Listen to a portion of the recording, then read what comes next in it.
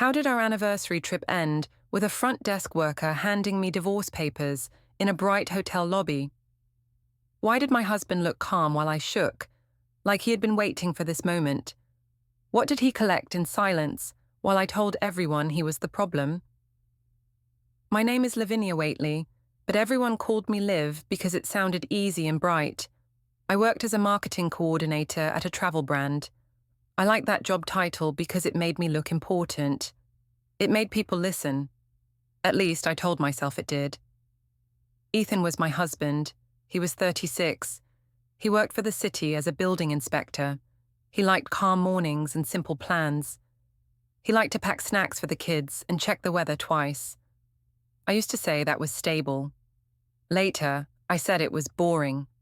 I still think I was right. Our anniversary was coming. 10 years. People expected a big trip. I expected pictures. I expected comments. I expected to feel chosen. Ethan expected peace. That week started with a quiet kitchen and loud thoughts. The kids were at the table. Mila was drawing a heart with a broken line through it, like she saw it somewhere. Noah was pushing cereal in circles. Ethan asked if I wanted coffee. I said I was already late. He asked what time my first meeting was. I said it was normal work stuff. He watched me while I fixed my hair in the microwave door. He asked why I was smiling at my phone. I said it was a meme from Kara. That was not true. It was Grant, my boss, sending a short message about big momentum and a strong week. He always wrote like that. He wrote like a man who believed every sentence was a prize. Ethan asked why Grant texted so early. I said Grant did not text me. It was a group update. Ethan asked if I could stop thinking about work for one weekend. I said he was acting needy. I told him he should be proud that my boss trusted me. I said it like a lesson. He did not raise his voice. He just looked down at his toast. That calm face used to comfort me. Now it made me feel small, like he was judging me without words. At the office, the air was cold and smelled like printer ink. The open plan desks were full of little dramas. Marina waved me over and asked if the anniversary trip was the big one. I said it was, and I said I deserved it. Marina asked if Ethan was excited. I said he always found a way to complain. I said he did not understand what it meant to be with a woman who had goals. I said that because it sounded strong. It also made Marina lean closer. I liked that. I liked being the woman with the story. Grant called me into the glass meeting room before lunch. He asked if I had the travel package numbers ready. I said yes. He said he trusted me more than anyone else on the team. He said I had a sharp instinct. He asked if Ethan still felt weird about my job travel. I said Ethan had issues with control. I said it lightly, like a joke, and Grant smiled, like it was a shared secret. Grant mentioned a partner dinner that would happen soon, near the same coast where Ethan had booked our anniversary hotel. He said it like it was fate. He asked if I could float by and make a good impression. I said I could handle it. I told myself it was only networking. I told myself it could help our future. When I left the meeting room, I saw my own reflection in the dark glass. I looked like a woman with choices. I told myself that meant I was safe. That night, I came home with a bright voice. I did it on purpose. The kitchen lights were warm, and Ethan was cutting carrots. He asked how my day was. I said it was productive. He asked if I could help with Mila's school form. I said I would do it later. He asked about the trip plan. He said he wanted a quiet hotel and simple dinners. I said we should do something fun and grown up. He asked what that meant. I said he always turned everything into a problem. Then I made it worse, because I felt like winning. I told him his idea of romance was a grocery list. I told him he was lucky I still tried to plan anything special. He asked why I was speaking like that. I said he was too sensitive. Mila asked if we were going to the beach. I said yes, and I said we were going to have the best trip. Ethan nodded at her and said it would be nice. He said it softly, like he was trying to keep the air calm for her. After the kids went to bed, Ethan asked if we could talk for 10 minutes. He asked if I still wanted to be married. I laughed a little because the question felt dramatic. I said of course, and I said he was acting like we were in a movie. He asked if I was hiding something. I said he was accusing me because he had a jealous mind. I watched him pick up his phone. A small alert lit up the screen. I saw it for 1 second. It said, "Downtown 10:15 a.m." I did not know what it was. He saw my eyes move and he flipped the phone face down. I asked what that was. He said it was nothing, just an errand. That nothing made me angry. It felt like he had a secret, and I believed secrets belonged to me first. I told him he was being shady. He asked why I cared if it was nothing. I said because I did not like being questioned if I could not question back. He did not argue. He stood up and put 2 mugs on the counter, far apart, like he did not want them touching. Then he wiped the counter slowly, like he was counting breaths. I told myself he was trying to punish me with silence. In the bedroom, he asked if I could stop texting for 1 hour. I said I needed to confirm some work details. I turned my screen away from him, which only made him look at it more. He asked why I was hiding it. I said he was spying. Grant's message popped up again, short and clean. He said he was glad I was flexible, and he said he would see me soon. I stared at those words and felt a buzz in my chest. I told myself it meant I mattered. I told myself Ethan should have made me feel that way first. Ethan asked who it was. I said it was Marina asking about the trip. He asked why Marina would text at this time. I said because she had no life. I said it sharply, and Ethan went quiet again. I lay there listening to him breathe. I could feel the space between us like a wall I built and blamed on him. I still told myself I was the reasonable one.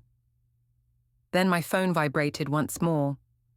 Grant sent another message, asking if I could step into a quick meeting during the trip because the partner was in town. I looked at the screen and typed back too fast. I said yes. I told myself it was only work. I told myself Ethan would ruin it if he knew, so it was kinder to keep it simple. The trip started like a performance. I woke up early and put on the outfit I knew would look good in airport light. I took a selfie in the hallway mirror while Ethan tied Noah's shoes. Ethan asked why I was taking photos before breakfast. I said I wanted memories. He said memories did not need a camera every minute. I said he was already complaining. We drove to the airport in silence, but I told myself it was his choice. I said he could talk if he wanted. He said he did not want to fight in front of the kids. I said nobody was fighting, and I said he always acted like I was too much. Patricia had agreed to keep Mila and Noah for 3 nights. She met us at her door with a calm face and 2 small backpacks already ready. Ethan thanked her. She asked if we had a safe flight. Ethan said we did. Patricia looked at me and asked if I felt excited. I said yes, and I said I needed this break.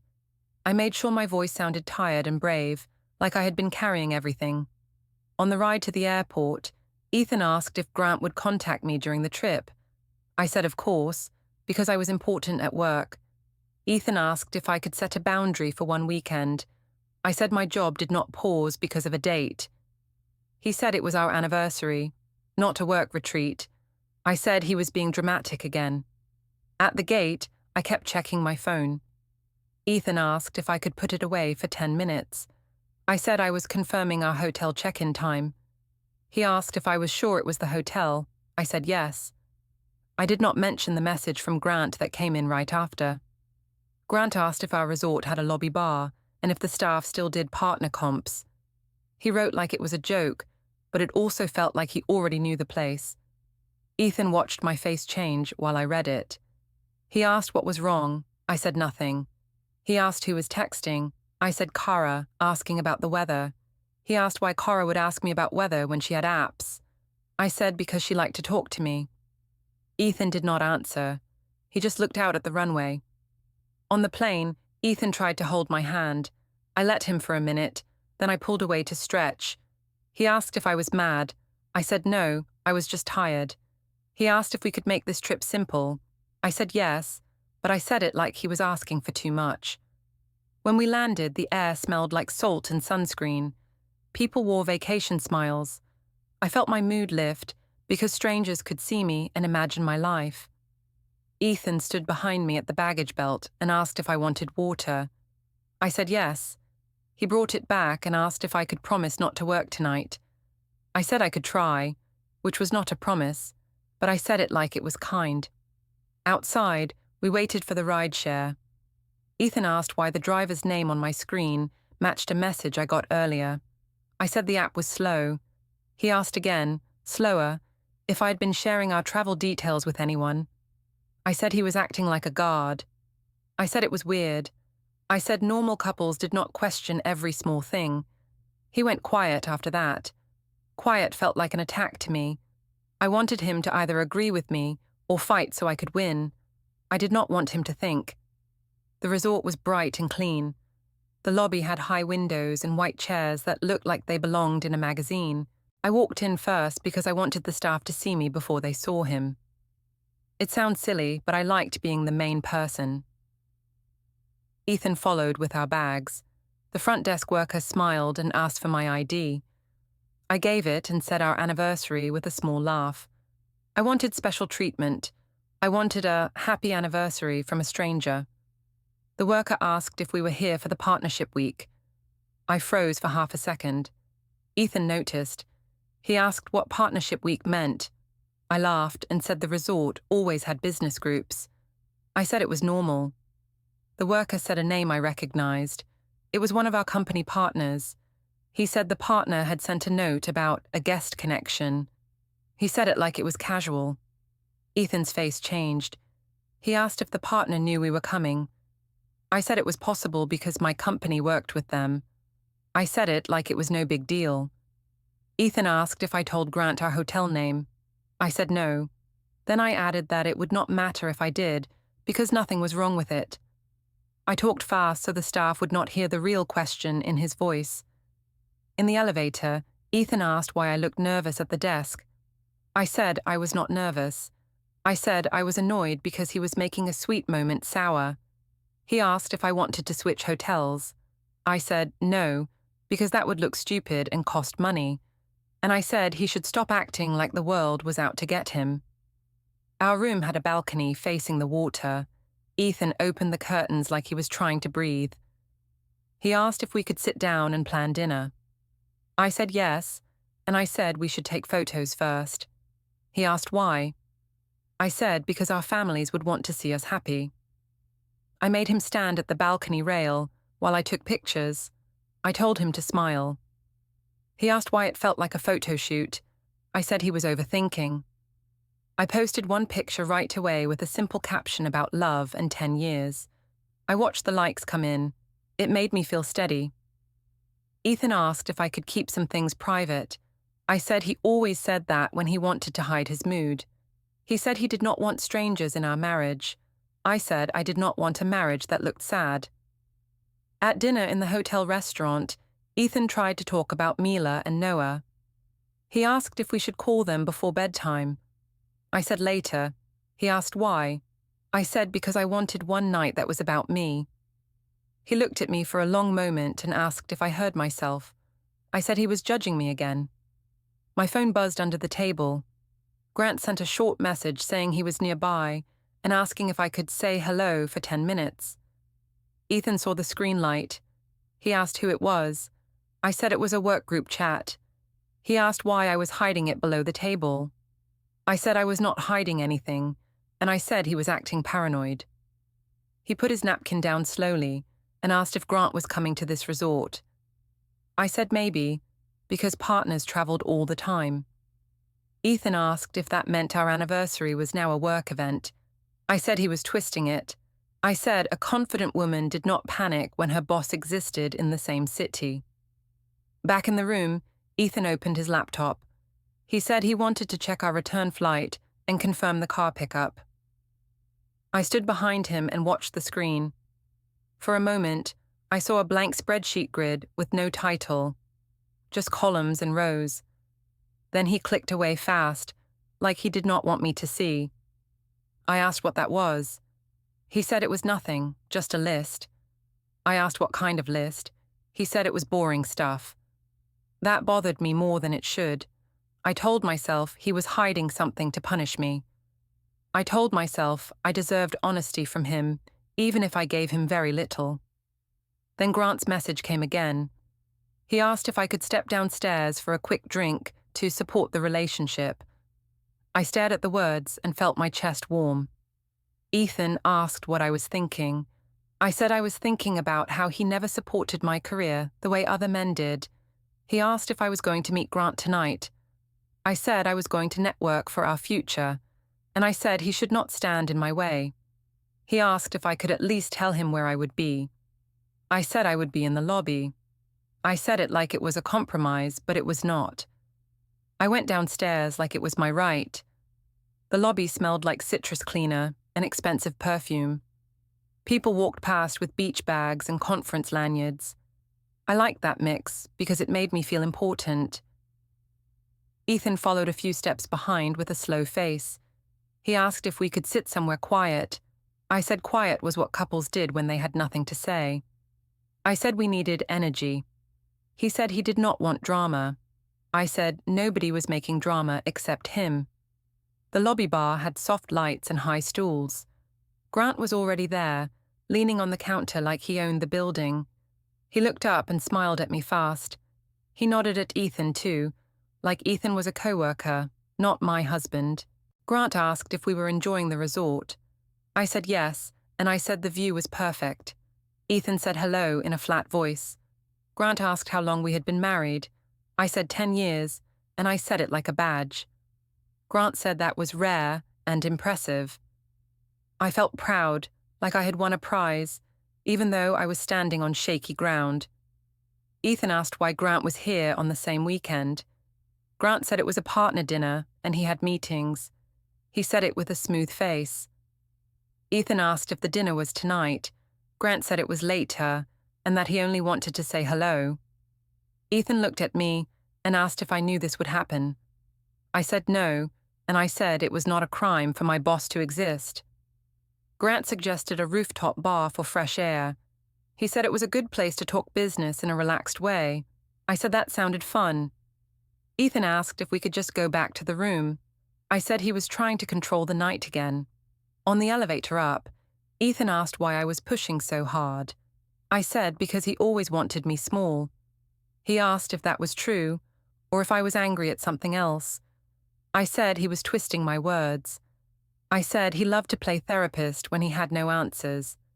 The rooftop was crowded and loud. Music hit the walls like a heartbeat. A group of people from my office partner network were there, and Marina was there too.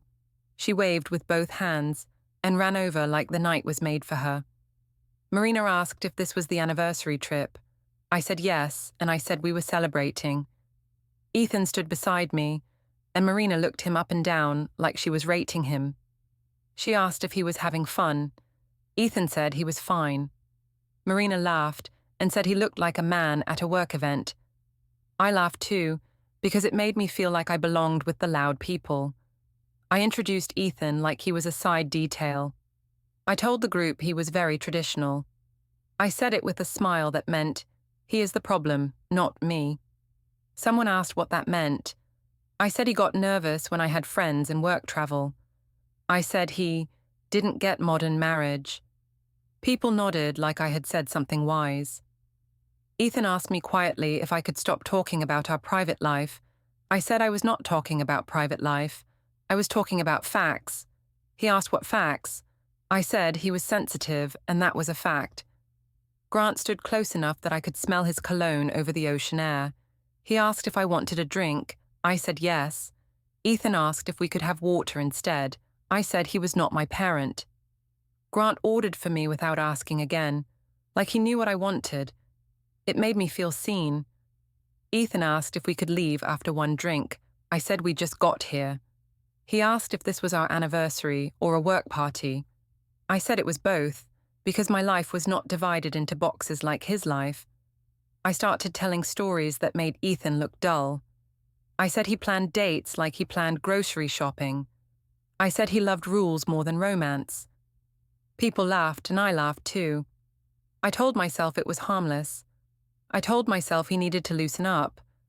I told myself embarrassment would teach him. Ethan asked why I needed an audience. I said I did not need an audience. I just had friends. He asked if I cared how he felt. I said he should care how I felt for once. He asked what I felt. I said trapped. I said it loud enough that Marina heard and made a shocked face like it was juicy. Marina lifted her phone for a short clip. She asked me to say 10 years strong for the camera. I did it. She panned to Ethan. Ethan did not smile. Marina made a face and said he looked like a chaperone, and someone else joked that he was the security guard. I laughed again. I told myself the jokes were light. Ethan asked me to come back upstairs. He asked it twice. Calm both times. I said he was trying to isolate me. He said he would wait in the lobby so we could leave together. I said that was dramatic. Grant asked if Ethan was always this tense. I said yes, and I said it was exhausting. Ethan stayed another 10 minutes. Then he stepped away from the group and walked to the bar. He spoke to the bartender and pointed at the receipt printer. I watched him because I did not like not knowing. When he came back, he had a small paper in his hand. He did not wave it around. He just folded it once. He asked me, in a low voice, if I was ready to go. I said no. He asked if I was choosing this over him. I said he was making it sound like a crime. He said he was not accusing me, he was asking. That question hit me harder than it should. I did not want to answer. I turned it into a fight. I said he was always the victim. I said he loved to look sad so people would feel sorry for him. I said he was punishing me with that calm face. He did not yell. He did not grab me. He did not block me. He simply nodded like he heard enough. He told me to enjoy my night, and he said he would go upstairs. He said he did not want to argue in public. I felt a twist in my stomach because he made it look like I was the loud one. I hated that. I needed him to be messy so I could point at it later. Grant asked if I was okay. I said Ethan was doing his cold shutdown thing. Marina said I deserved a man who celebrated me. I agreed fast. I wanted the group to hold me up, like a wall against guilt. Later, I saw Ethan in the crowd one last time, moving toward the elevator. He did not look back. He just walked straight, like he had a plan. Grant leaned closer and asked if I wanted to clear my head somewhere quieter because the music was loud. I said yes before I thought. I told myself it was fine because I was an adult and I needed peace. I told myself Ethan chose to leave, so what happened next was not my fault. We went inside to a quieter hallway near the conference rooms. The carpet smelled like new cleaning spray. The lights were dimmer there. Grant asked if I felt appreciated at home. I said no, and I said Ethan acted like my success was a threat. Grant said I deserved better support. I nodded like he had named a truth. My phone buzzed once. I saw Ethan's name on the screen and ignored it. I told myself he was trying to control me again. I told myself I would call back when I was ready. Then my screen lit again with a new message from Marina in the group chat. She said she posted the clip, and it was already getting comments. I stared at the words and felt proud and sick at the same time. I woke up with dry eyes and a heavy mouth, like I had slept in bad air. The room was still dark, but I could see the thin line of light under the balcony door. Ethan was not in bed. His side looked smooth, like he had not even laid there. For 1 second, I felt a sting in my chest, but I told myself he was being dramatic. My phone was on the nightstand. It showed missed calls from Ethan. It also showed a short message from Grant, simple and neat, saying he hoped I got back safely and that I handled things well. I stared at that word, well, and tried to turn it into something clean. I told myself it was only a work mistake, not a personal one. I told myself that if I did not describe it, it could not be real. In the bathroom, I ran water and watched my face in the mirror.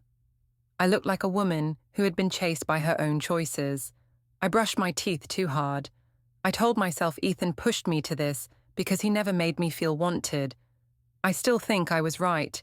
at least in that moment. When I stepped onto the balcony, I saw Ethan down by the beach path. He was alone, walking with his hands in his pockets. The early morning wind pulled his shirt against his back. He looked small from up there, and it made me feel powerful and scared at the same time. I went downstairs and found him near the promenade rail. The ocean was loud, and it helped because it covered silence. Ethan asked if I slept well. I said yes. He asked where I had gone after he left. I said I stayed on the rooftop and talked to people. He asked if that was all. I said yes, and I said his questions were disrespectful. He did not argue. He asked if we could talk without jokes and without friends. I said we were talking right now. He asked why my phone went on silent at night. I said it always did that. He asked how that made sense when it rang fine earlier.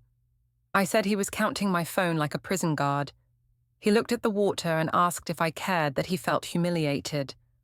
I said he humiliated himself by acting stiff in public. I said I could not control his face. He asked if I thought laughing at him was love. I said he was twisting it, and I said humor was normal. A jogger passed us, and I lowered my voice like I was being kind. I told Ethan he should not make a scene. He asked what scene he was making when he was speaking softly. I said the scene was inside me, and I said he was stressing me out on our anniversary weekend. He asked if I would stop working and stop seeing Grant for the rest of the trip. I said I could not promise that because it was my career. He asked if Grant was more important than our marriage. I laughed once, sharp, because it sounded like a trap.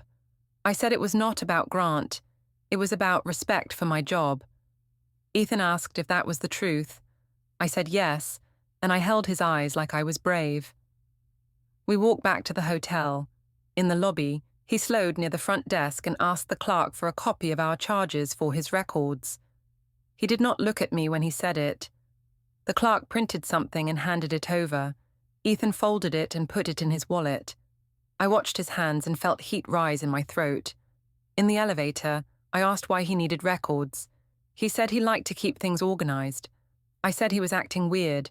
He said he did not want surprises. I told myself he was planning to blame me for something. Back in the room, I started packing early, even though we had hours. I wanted to leave before anyone could look at me too long. Ethan packed slowly and neatly. He asked if I wanted to call the kids. I said yes, but I said it like a task. Mila answered on Patricia's phone. Mila asked if we were coming home today. I said soon. Mila asked why Dad sounded sad last night. I said Dad was just tired. Ethan asked Mila if she was being kind to Grandma. Mila said yes. Ethan asked if she missed us.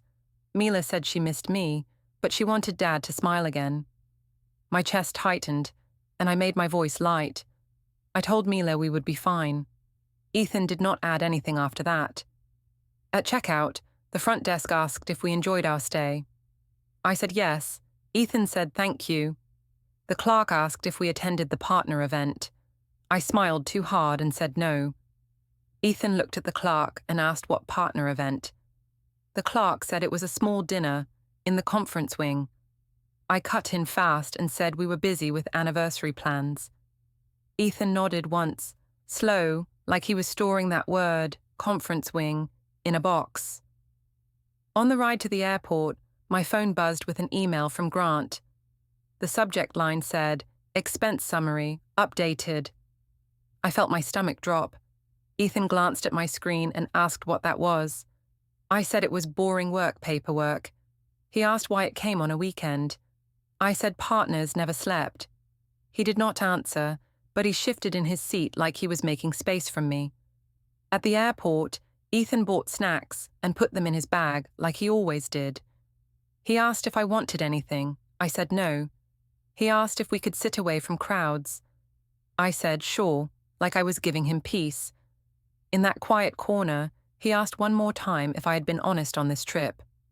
I said yes, and I asked why he was obsessed. He said he was not obsessed. He was trying to understand.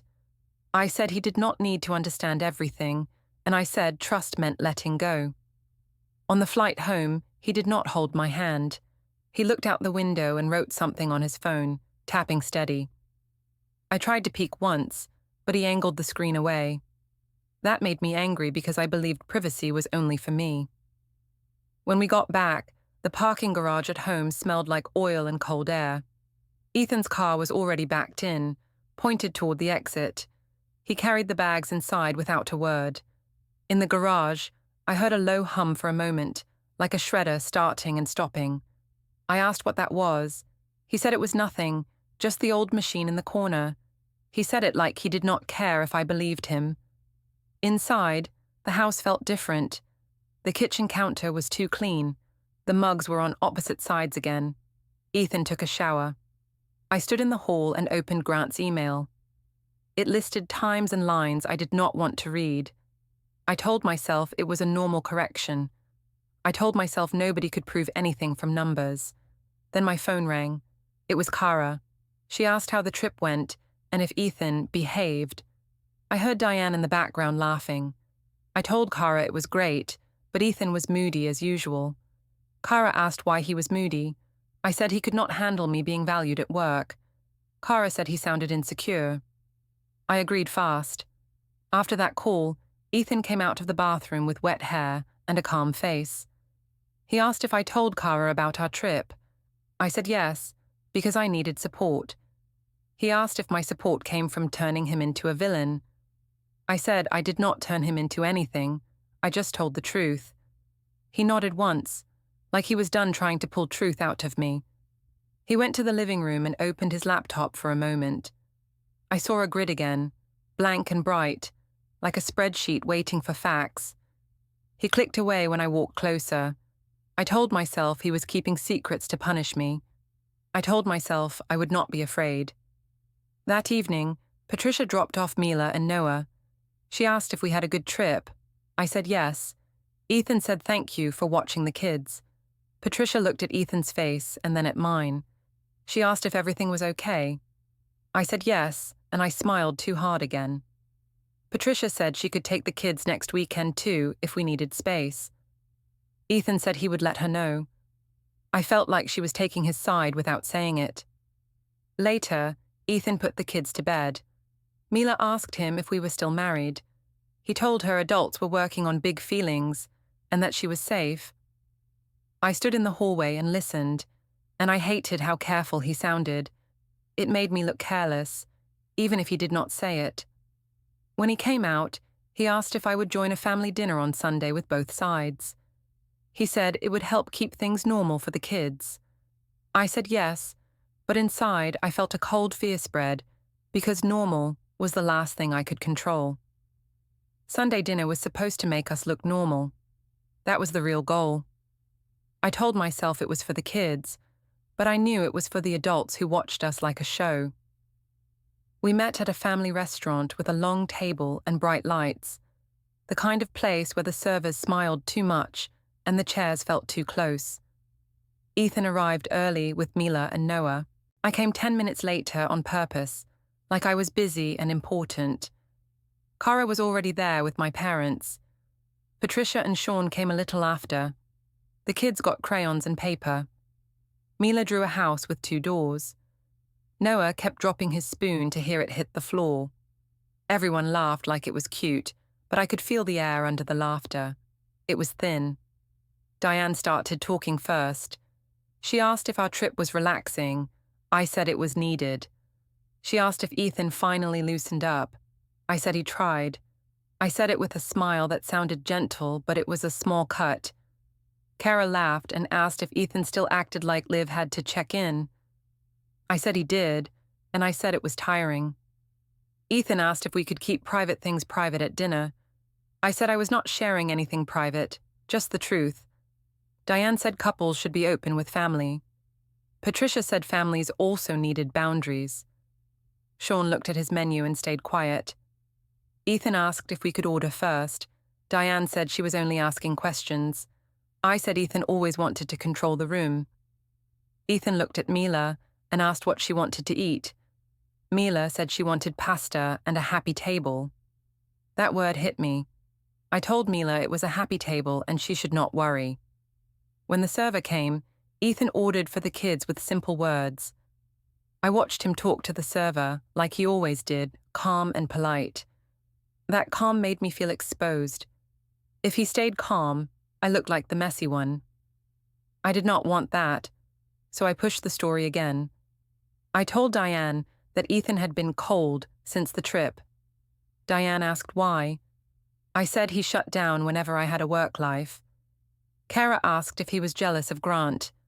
I said Ethan was jealous of any man who respected my work. I said it fast, like I needed everyone to accept it before they could question it. Ethan asked me, very quietly, if I really believed that. I said yes.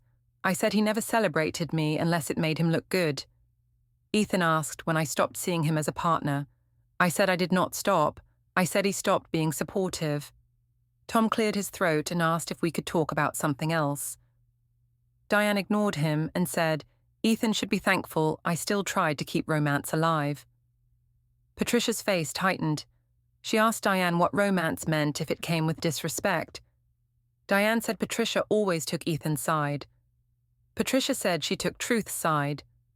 Kara leaned closer to me and asked if Ethan had been checking my phone. I said he was acting suspicious and weird. I did not say he ever touched my phone, because he never did. But I let the idea sit there like smoke. I watched Kara's face change, and I felt relief. If they believed he was controlling, then my secrets looked like self-defense.